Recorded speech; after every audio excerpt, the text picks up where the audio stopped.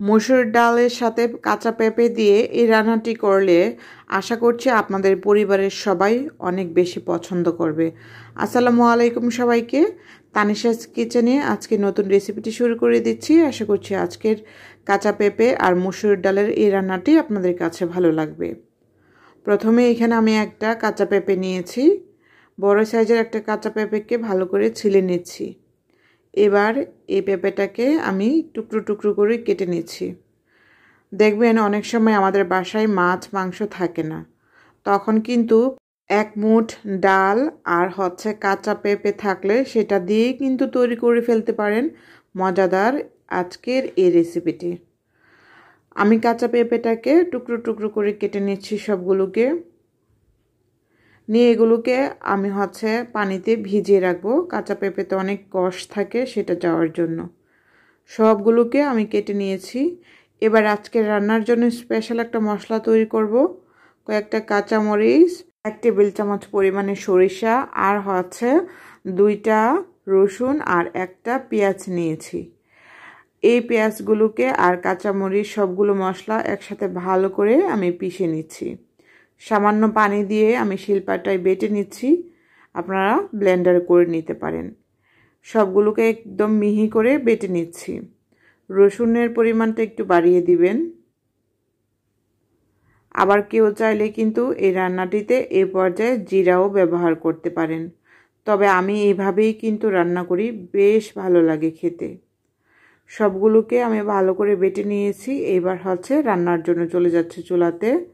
একটা পাত্র বসিয়ে নিয়ে তার মধ্যে কিছু কোচানো পেঁয়াজ আর অল্প একটু তেল দিয়েছি। দেখতেই পাচ্ছেন আমি কিন্তু বেশি তেল ব্যবহার করিনি। এবার এই পেঁয়াজগুলোকে একটু লাল লাল করে ভেজে নিয়েছি। এবার আমি মশলা ব্যবহার করব, তার আগে একটু পানি দিয়ে নিচ্ছি যাতে মশলাগুলো পুড়ে না যায়। বেটে রাখা সেই মশলাগুলো দিয়ে দিচ্ছি লাল মরিচের গুঁড়া 1 টেবিল চামচ পরিমাণে, হলুদের গুঁড়া 1 চা চামচ পরিমাণে, আর স্বাদ মতো লবণ। এবার সবগুলো মশলাকে ভালোভাবে কষিয়ে নিচ্ছি। মশলাগুলোকে খুব সুন্দর করে কষিয়ে নিয়ে তারপর আমি ডালটাকে আগে থেকে ধুয়ে নিয়েছি একসাথে। এবার এই পেঁপে আর ডাল একসাথে দিয়ে দিব।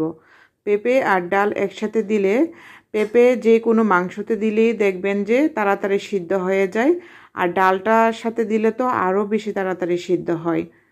আর এখন আমি এই পেঁপে আর ডাল একদম ভালো করে সময় নিয়ে কষিয়ে নেব। মশলাগুলোতে ভালো করে পেঁপে ডাল কষিয়ে নিলে রান্নাটার মজা কিন্তু অন্যরকম আসে।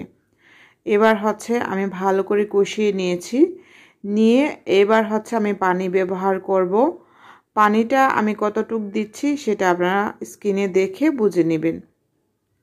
এবার আমি প্রয়োজন মতো পানি ব্যবহার করছি। আপনারা কিন্তু আজকের এই রান্নাটা ডালের সাথে কিন্তু টুকরো আলু ব্যবহার করতে পারেন, সেটাও কিন্তু খেতে ভালো লাগে। এবার আমি প্রয়োজন মতো পানি দিয়ে একটা ঢাকনা দিয়ে ঢেকে রেখে দিচ্ছি।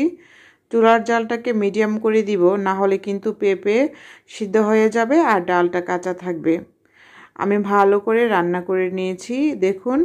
এবার আরও বাকি উপকরণগুলো দিব, একটু নেড়েচেড়ে নিচ্ছি, নিয়ে তারপর একটু থেতলিয়ে নিচ্ছি পেঁপেটা যাতে ভেঙে যায়।